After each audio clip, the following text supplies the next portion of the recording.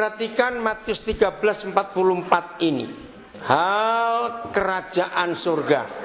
Hal apa? Kerajaan surga. Nah, seringkali kita mendengar kata kerajaan surga itu, oh di belakang langit biru, kalau kita sudah mati, pokoknya terlalu sulit dimengerti. Nah, ayat ini yang memotivasi saya untuk hidup sebagai hamba Tuhan, bukan sekedar melayani dan tidak sekedar khotbah. Ya, saya ulangi, yang tidak sekedar pelayanan dan tidak sekedar khotbah, tidak. Maaf ya anak-anak Papua, kalian dengar supaya tahu. Kalau saya tidak melayani di Papua, ya, saya keliling ke banyak kota-kota besar, saya keliling ke luar negeri, saya bisa dapat uang banyak sekali dalam pelayanan. Tapi gara-gara ayat ini, bukan uang tujuan saya, tapi manusia. Untuk bicara surga, jangan pakai teologi, jangan pakai konsep agama, jangan pakai konsep apa saja. Pakai konsep ini. Hal kerajaan surga itu seumpama harta yang terpendam di ladang. Kalau bicara ladang itu bicara tanah atau bicara tembok? Nah, bicara apa? Tanah. Tubuh kita dibuat dari batatas atau tanah? Ayo, dibuat dari ubi atau dari tanah? Nah, berarti siapa ladang yang dimaksud itu? Manusia. Ternyata di dalam setiap hidup manusia ada harta yang terpendam. Ini yang saya kagum betul. Jadi yang baru kenal saya, karena saya lihat ada berapa saudara yang baru tahu saya hari ini, saya tiba di Momi Waren. Nah, ini yang memotivasi saya untuk hidup dalam pelayanan yang berbeda dengan banyak pelayanan yang lain yang selama ini saudara pernah temukan. Harta yang terpendam itu bentuknya beda-beda. Tapi kira-kira kalau ada istilah harta terpendam, itu kira-kira yang bagus, mahal, atau yang jelek, atau yang murah? Yang bagus, mahal. Bagus, mahal. Nah, itu yang saya lihat. Maaf ya, ada orang sebengkok apa hidupnya. Tahu kata arti sebengkok apa itu bagaimana? Rusak seperti apapun juga. Ada orang sebau apapun, kotornya bagaimanapun. Firman ini memotivasi saya beli ladang itu, sebab di dalamnya ada harta yang terpendam. Saya lupa tahun berapa Roh Kudus memberi saya pengertian yang luar biasa itu. Terus dikatakan, oleh sebab sukacitanya pergilah ia menjual seluruh miliknya lalu membeli ladang itu. Berarti berapa harga harta terpendam di hidup setiap orang? Lebih mahal dari ladang. Bukan, coba baca. Di situ ada berapa harganya, yuk lihat Alkitabmu. Seluruh miliknya. Jadi berapa seluruh miliknya itu? Semua. Tapi waktu itu saya sulit mengerti. Sampai suatu hari saya baca satu buku. Ya, ini ada Kileon. Pak Kileon tahu ya kalian ya? Saya nggak pernah kenal dia. Bapak juga lupa Kileon. Siapa yang kenalkan kamu ke Bapak waktu itu? Siapa namanya? Oh, Esther Manutu, betul, dari Semarang ya. Nah, dikenalkan ke saya. Dibilang Kileon ini mahasiswa Fakultas Hukum, tapi harus berhenti karena nggak punya uang. Nah, begitu saya tahu dia orang Papua, oh saya berjuang. Ayo, kamu harus jadi seorang ahli hukum. Itu cara saya hidup. Saya nggak perlu kenal orang itu dulu, selidiki dia itu siapa, nggak perlu. Pokoknya dia orang yang Tuhan ketemukan, saya harus jual seluruh harta saya untuk orang itu. Maka itu orang pelit tidak bisa dipakai Tuhan. Kenapa? Kenapa orang pelit nggak bisa dipakai Tuhan? Hah? Kenapa Aldo? Tidak mau bagi, apalagi? Takut kasih keluar uang, betul. Nah, suatu hari saya baca buku ilustrasi tentang orang yang hobinya suka kumpulkan batu. Bukan cuma batu permata, batu apa saja yang antik. Nah, tiba-tiba suatu hari orang ini dengar di India ada batu yang sangat langka, cuma satu-satunya di dunia. Dia berangkat ke India. Penjual batunya tahu orang ini hobi batu karena dari cerita itu. Dengan sombongnya dia tanya pada penjual batu itu, berapa harganya ini? Orang ini berkata, pasti bapak nggak bisa beli. Dia tersinggung. Kamu nggak tahu siapa saya? Tahu, bapak pasti orang kaya.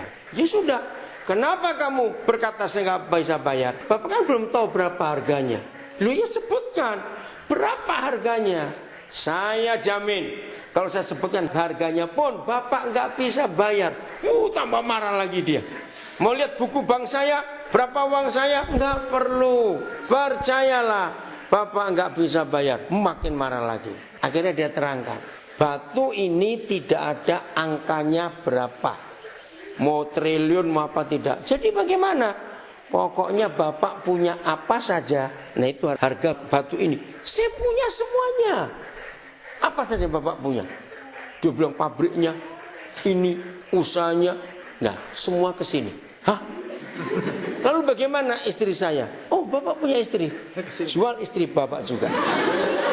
Nggak bisa. Kami punya 3 anak. Oh, bapak punya anak. Jual anak 3 itu bawa ke sini. Hah?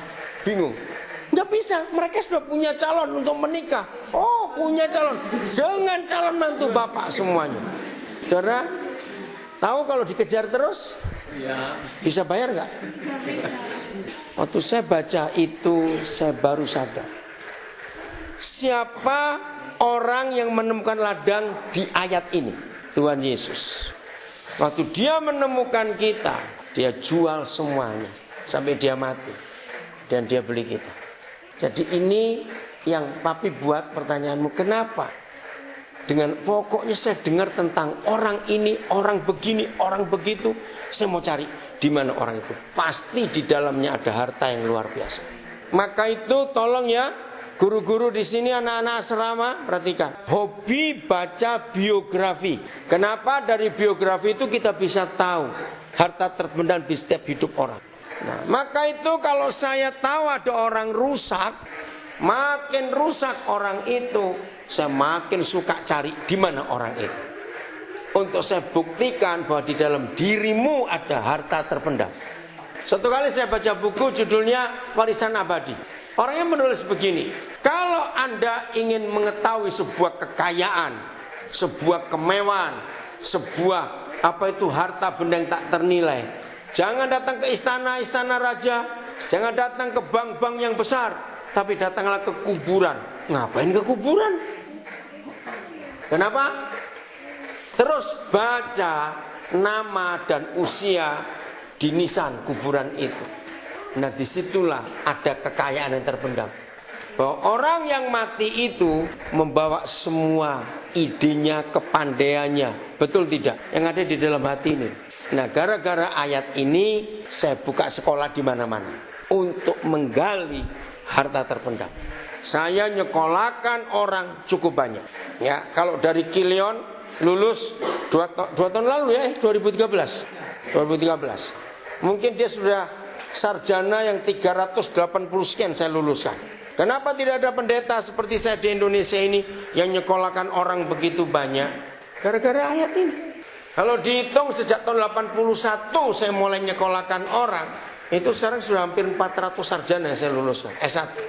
Yang S2 itu 48 sekarang ini, master. Yang doktor, termasuk Pak Tarigan ini yang sudah 7 orang. Jarang ada satu doktor, hari ini Nobais jadi doktor dosen di Uncen Jayapura. Dia satu-satunya. Ibu Emi, ya Selmi Dedi, yang di Unipa sini ya. Dia adalah doktor satu-satunya akuntansi untuk Papua dan Maluku. Nah, biayanya berapa itu?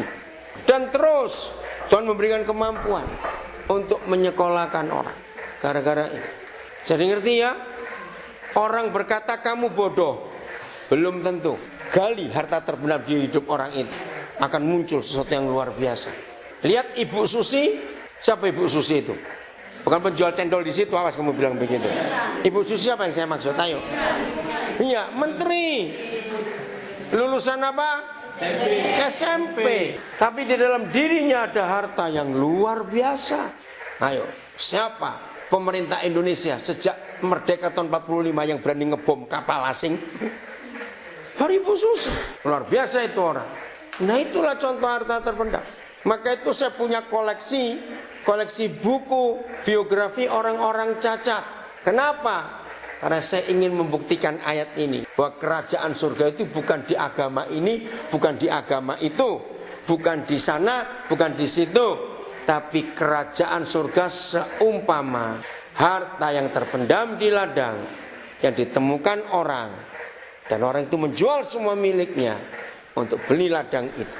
Jadi apa yang kita buat, inilah surga itu. Katakan amin.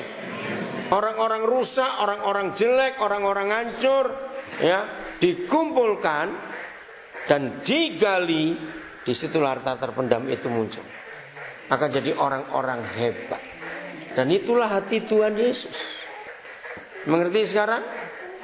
Oke, baca satu lagi. Yohanes pasal 1 ayat 14. Ayo, Yohanes 1 14. Silakan, sudah dapat? Yohanes 1 ayat 14. Ayo yang kuat suaranya. Firman itu telah menjadi manusia dan diam di antara kita, dan kita telah melihat kemuliaannya, yaitu kemuliaan yang diberikan kepadanya sebagai anak tunggal Bapa, penuh kasih karunia dan kebenaran.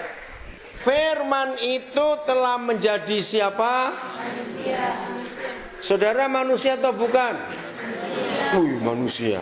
Berarti firman itu ada di mana sekarang? Di saya.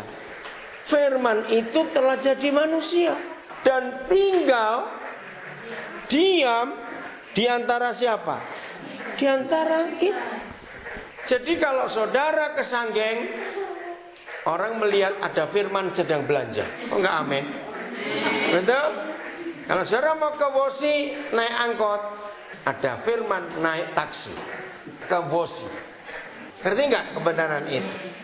Kalau kalian anak-anak dari Momi Waren mau ke Ransiki naik Damri, maka ada firman naik Damri. Firman itu telah jadi manusia. Jadi itu yang kita harus wakilkan. Maka itu kalau tadi didiskusikan tentang hidup saya, tentang pelayanan saya, ya ini. Saya ingin semua orang tahu saya ini firman yang jadi manusia. Bukan sombong. Oke? 1 Yohanes 1 ayat 1. Coba lihat. 1 Yohanes 1 ayat 1. Ditulis oleh rasul yang sama, yaitu Rasul Yohanes. Tapi ini surat. Ayo baca, sudah dapat? Ayo cepat. 1 Yohanes 1 ayat 1. Ayo. Yang telah ada sejak semula, yang telah kami dengar, yang telah kami lihat dengan mata kami, yang telah kami saksikan. Ya, stop dulu. Yang telah kami saksikan. Dengar ya. Telah kami dengar dengan apa? Telinga. Yang telah kami lihat dengan mata. Yang kami saksikan. Tapi yang keempat ini yang luar biasa. Yang telah apa? Coba. Yang telah kami raba dengan tangan kami. Itu siapa? Firman hidup. Siapa itu? Tuhan Yesus. Tapi masalahnya Yesusnya di mana sekarang? Sudah ke sorga. Lalu bagaimana supaya manusia yang lain yang belum pernah jumpa Yesus, nggak cuma bisa dengar firman itu kita khotbahkan, nggak cuma kita bisa saksikan sampai orang melihat dengan mata, tapi bagaimana caranya orang-orang itu bisa apa tadi? Meraba dengan tangan. Nah itu masalahnya. Setiap kali Roh Kudus memberikan saya pewahyuan, ya, pembukaan firman Tuhan, itu saya betul-betul lakukan, saya alami. Ya seperti ini. Saya pengen hidup saya ini adalah firman yang jadi manusia, sehingga kemanapun saya pergi, orang itu melihat firman itu. Bahkan, maaf ya, jangan saudara cuma nilai saya. Mulai hari ini, setiap kita yang mendengar firman ini harus berani berkata, kalau kamu ingin tahu Yesus, bagaimana jawabnya? Lihat saya. Enggak cuma lihat tuh, berani dipegang. Oh ini Yesus. Artinya bisa dialami. Nah ini yang kurang dari banyak gereja tentang konsep pelayanan ini. Jadi kalau ada orang telepon tentang seorang, baik itu yang masih dalam kandungan, 4 hari yang lalu lahir seorang anak laki-laki di Blitar yang gak diinginkan orang tuanya. Saya dengar anak itu waktu dia umur 4 bulan dalam kandungan. Begitu saya dengar, langsung saya telepon ibunya.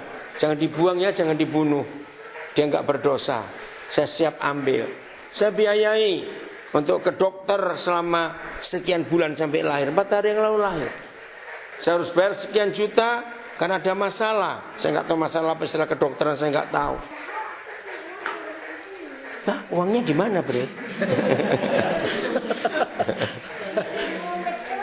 Oh, bukan uang betulan. Terus pakai apa uang nggak betulan? Oke, saya lanjutkan. Nah itu. Jadi dari yang belum lahir sampai yang sudah lahir, sampai yang sudah dewasa, sudah remaja seperti yang kita lihat tadi ini, Sela, lalu Jojo, siapa saja. Bahkan yang sudah tua sekalipun. Kalau orangnya, anak-anaknya membuang, saya akan ambil. Karena saya ingin menyatakan apa itu kerajaan surga. Ya, jadi surga itu bukan di sana, bukan di sini. Kerajaan surga itu seumpama orang yang menemukan harta terpendam di sebuah ladang. Jadi semua yang kita buat harus sejalan dan searah orang melihat Yesus. Amin. 1 Korintus 11 ayat 1. Ya, 1 Korintus 11 ayat 1. Jadi siapapun saudara, gak cuma hamba Tuhan, pengusaha, karyawan, PNS, ya, mama janda, anak yatim piatu, siapa saja. Pater, Bapak masih umur berapa kamu, Pater? 11. Ya, siapa saja. Bisa jadi seperti siapa? Yesus, mewakili Tuhan Yesus di dunia. Ayo 1 Korintus 11 ayat 1. Silakan dibaca. Ayo cepat. Jadilah pengikutku sama seperti aku juga menjadi pengikut Yesus. Jadilah pengikutku.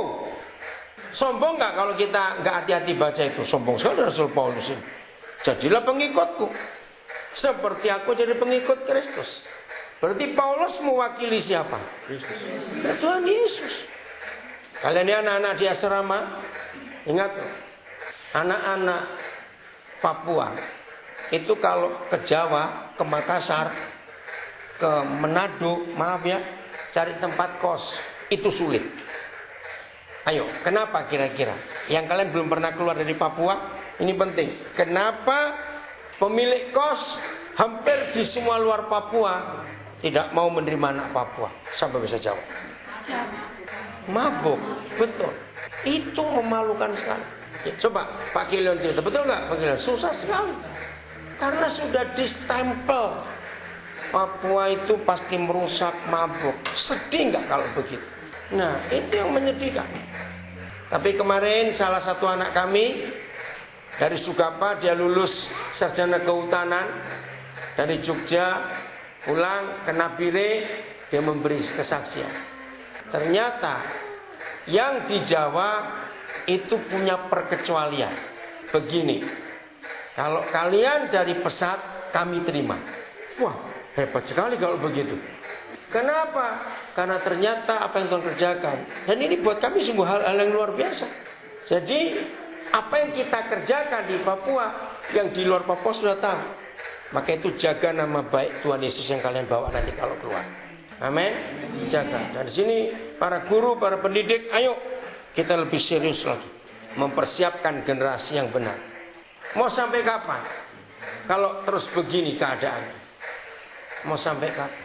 Nah, jadi semua kita harus jadi mewakili siapa? Tuhan Yesus. Ayat terakhir 2 Timotius 3 ayat 10. Saya cek ya.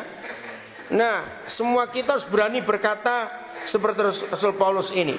Jadilah pengikutku sebagaimana aku jadi pengikut Yesus. Ya, 2 Timotius 3 ayat yang ke-10. Saya mau baca sama-sama ya. Ayo. Sudah? 2 Timotius 3:10. 1, 2, 3. Tetapi engkau telah mengikuti ajaranku, mengikuti cara hidupku, mengikuti pendirianku, mengikuti apa? Imanku, mengikuti apa? Kesabaranku, mengikuti kasihku, dan mengikuti ketekunanku. Nah, inilah ayat-ayat firman Tuhan yang saya pegang dalam hidup saya untuk selalu orang bisa mengikuti. Berapa hal tadi saya lupa, 6 atau 7 ya? Berapa hal itu? Jadi semua kita, khususnya para pendidik, para pengasuh, harus berani diikuti apa saja yang kita punya di hidup ini. Berapa hal tadi? Hitung coba. 7. Apa saja tadi, ulangi lagi. 1, ajaranku. 2, cara hidupku. 3, pendirianku. 4, apa? Imanku. 5, kesabaranku. 6, kasihku. Dan ketekunanku. Pak Yupi kenapa sakit kepala? Kurang tekun. Siap mengikuti semuanya itu? Dari Yesus kita belajar, lalu orang-orang bisa mengikut. Jelas jawabannya? Ya sudah. Pertanyaan saya kepada semua saudara, saudara bisa tidak melakukan ini, bisa tidak? Loh, kok enggak jawab? Bisa. Bisa tidak? Ayo, anak-anak. Bisa. Betul, guru-guru? Bisa. Bisa. Karena Tuhan Yesus sudah jadi manusia, maka kita pun bisa jadi seperti Tuhan. Kalau kita ngikuti dia, oh itu sungguh hebat. Maka dunia akan percaya pada Tuhan Yesus. Ya, dunia akan percaya pada Tuhan Yesus. Amen. Karena Yesus kita wakili dalam hidup kita ini. Mudah atau susah? Ayo jawabnya. Mudah atau susah? Ayo, mudah atau susah? Susah buat yang pelit, catat itu. Betul, untuk yang pelit pasti susah. Untuk yang tidak pelit itu pasti gampang. Maka itu ini berkali-kali saya katakan kepada guru-guru, jangan hidup hanya untuk diri sendiri. Ya, jangan egois. Jadi percaya kita bisa mewakili Tuhan Yesus di dunia ini? Bisa. Betul, sampai orang gak cuma mendengar, gak cuma melihat, tapi orang bisa apa? Meraba dengan tangan kita. Tuhan memberkati kita semuanya. Jadilah orang-orang hebat.